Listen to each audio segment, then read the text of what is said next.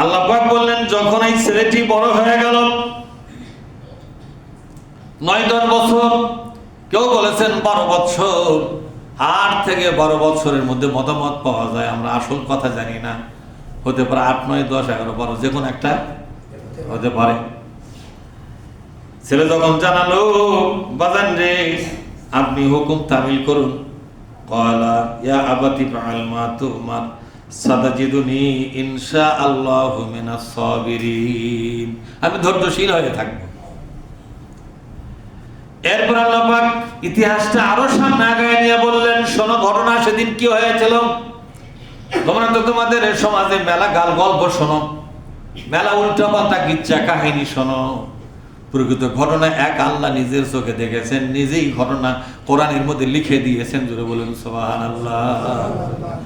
সেদিনের ঘটনাটা লিখেছে কে? আল্লাহ লিখেছে, আল্লাহ কোরআনের মধ্যে রেকর্ড করে দিয়েছে। যে কোরআন থেকে জেনে নাও সেদিনের ঘটনাটা কি ছিল। আল্লাহ পাক বলেন, ফালাম্মা আসলামা, যখন তারা আমার হুকুম পালনে রাজি হয়ে গেল, বাবার ছেলে ইব্রাহিম তার ছেলেকে জবে করার জন্য প্রস্তুতি নিল, আর ছেলেটাও জবে হওয়ার জন্য প্রস্তুতি নিল। ওয়াতাল্লাহু লিল জাবিন, এবং তাকে উপর করে রাখা হলো জবে করার জন্য। কি করার জন্য? জোরে বলুন। জবে করার জন্য উপর করে কেবল রাখা হয়েছে। অথচ মাঝখানে কত কথা শোনা যায়। সেটা হলো হযরত ইব্রাহিম আলাইহিস সালাম হযরত হাজেরা আলাইহিস সালামকে বললেন, ছেলেকে একটু সাজায়া দাও, মেলাত নিয়ে যাব। কোথায় নিয়ে যাবে? বলে না? বলে না? কি কিচ্ছে এমন সুন্দর করে রং রস দিয়ে বলে, মানুষ কান্দে অস্থির, চোখের পানিগুলো নষ্ট। মিশা কথার উপর কাঁদলে কি হয়? বোঝেন না ওর কথা? মেলার তিনি নিয়ে যাচ্ছিলেন, রাস্তার মধ্যে গিয়া শয়তান নাকি তার ছেলেকে বলল, ইসমাইল রে যাও কোথায়? বলে আমি যাচ্ছি মেলায়। বাবা হাউস করে মেলা নিয়ে যাচ্ছে। বলে তুমি কি জানো তোমার বাবার জুব্বার পকেটের মধ্যে চাকু আসা, দড়ি আছে, দড়ি দেবে আনবে, চাকুটা জব করবে। কার জানো কথা শুনছে, তোমাকে জব করে দেওয়ার পরে তোমার বাপের লাভ হবে, তোমার বাপ জান্নাতে চলে যাবে তোমাকে জব করে। মানে কষ্টটা দেখছেন, 23 টাকা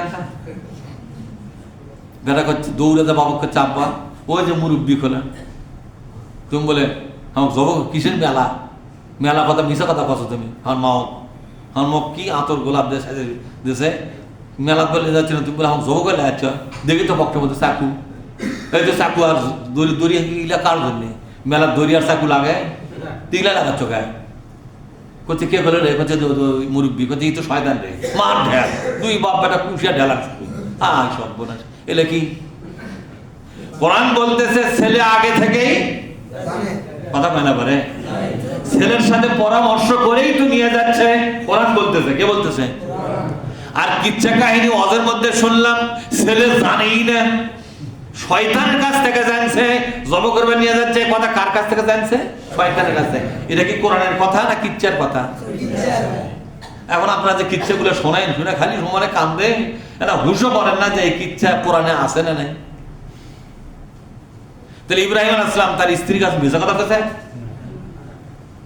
কোরআন বলছে বাপ আর বেটা আলোচনা করলো, আলোচনা করার পরে সিদ্ধান্ত নিল, বাজান রে নিয়ে চলেন, আল্লাহ নির্দেশ দিয়েছে আপনি আমাকে জব করেন।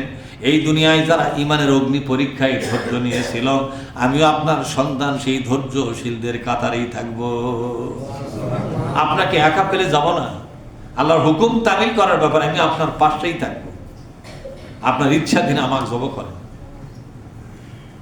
বা আল্লাহ যা করতে বলেছেন, মা তোমার যে হুকুম পেয়েছেন সেটাই কার্যকর করেন, তা যেটা হয় হোক। এরপরে বাপ বেটা রওনা দিল, ফালাম্মা আসলামা, বলেন ফালাম্মা আসলামা, বাপ আর বেটা যখন এই হুকুম পালনে প্রস্তুতি নিল, রাজি হলো, সম্মত হলো, আল্লাহর হুকুমের ব্যাপারে আত্মসমর্পণ করে নিয়া বাপ আর বেটা দুইজনে জানাজানি হয়ে দুইজনে একসাথে যখন চললো, মাঝখানে স্ত্রীকে বললো কি বললো না, এই কথাটা কোরআনের মধ্যে নাই, বললেও বলতে পারে। তো বেটা যখন বলতেছে আপনি হুকুম তামিল করুন, হাজরা আলাইহাস সালাম তিনি কত বড় ইমানদার জানেন আপনারা? তিনিও একই কথাই বলবেন, বলাটাই স্বাভাবিক। কোন হাজরা? যাকে ইসমাইল আলাইহিস সালামকে ছোটবেলায় দুধের বাচ্চা সহ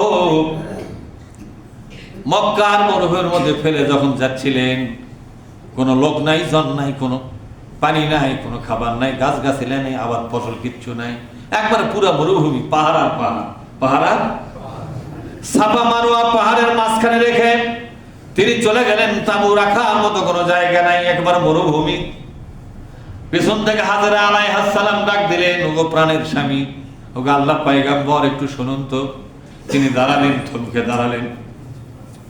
তিনি বললেন, আপনি কি আমার উপর রাগ করে এই মরুভূমির মধ্যে আপনি রেখে যাচ্ছেন শাস্তি দেওয়ার জন্য?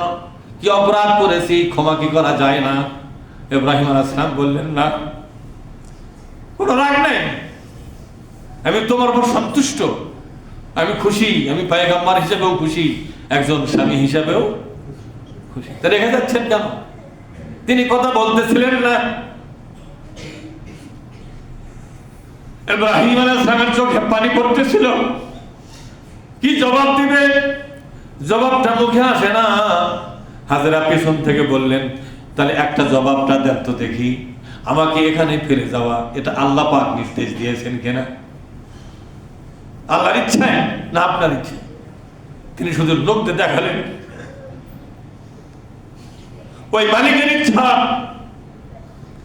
যার কাছে আমি আমার সন্তানকে চেয়ে নিয়েছিলাম, সেই মালিক এই সন্তানকে মা সহ রেখে যেতে বলেছে।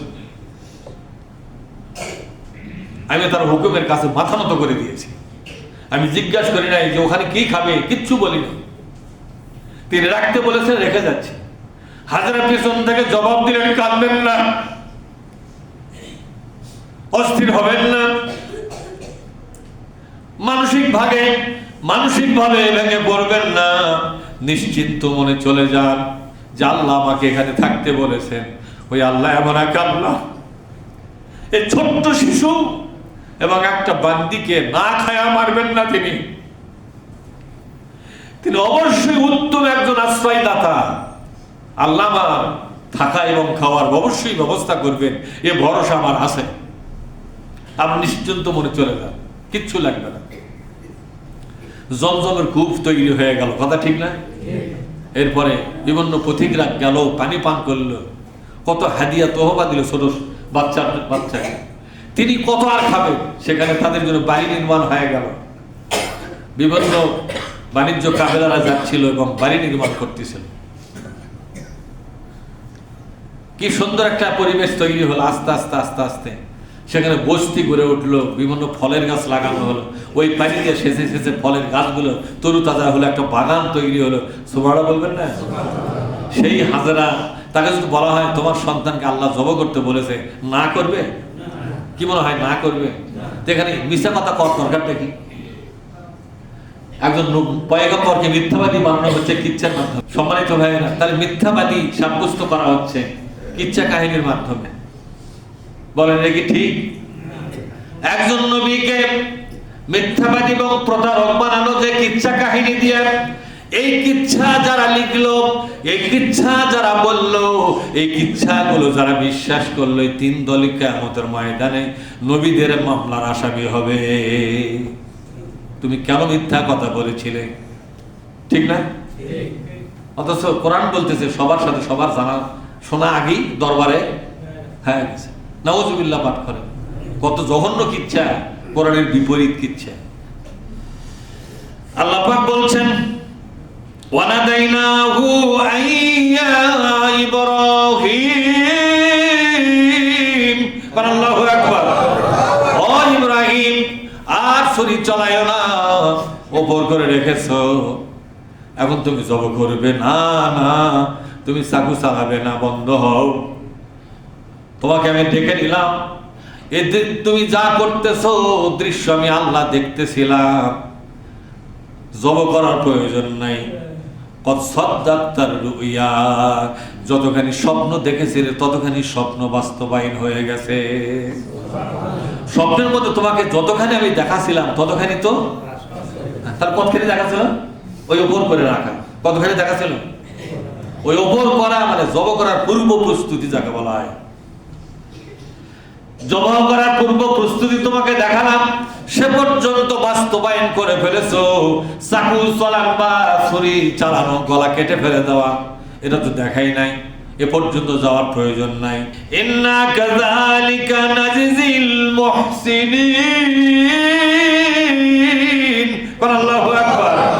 এইভাবে করে যারা নাকি আমার হুকুমের কাছে মাথা নত করে দিয়া, যারা নাকি নিজেকে আল্লাহর হুকুমের দাস বানায়, গোলাম বানায়, আমি আল্লাহ রাব্বুল আলামিন সেই মানুষগুলোকে সত্যিকার প্রতিদান আমি দান করি। সুবহানাল্লাহ। যতখানি বললাম এটা মনে রাখবেন, যেখানে অশুনতে যান যদি এই ঘটনাগুলো বলে প্রশ্ন করবেন, কোরআনের সাথে মিল করে দেখাও, ঠিক না? আগে আপনি কিছু বলবেন না, বললে তো উল্টা পাল্টা আপনার সাথে লাগা পড়বে। তুই কোরআনের কি বুঝিস? বলে হুজুর বলছে, তোর হুজুরি আর কি বোঝে? মানে ওটি একরকম কি হবে? মারামারি, কথার মারামারি শুরু হবে। আপনি বলবেন যে আপনি যে কিচ্ছাটা বললেন এই কিচ্ছাটার সাথে কোরআনের কোন আয়াত আছে ব্যাপারে?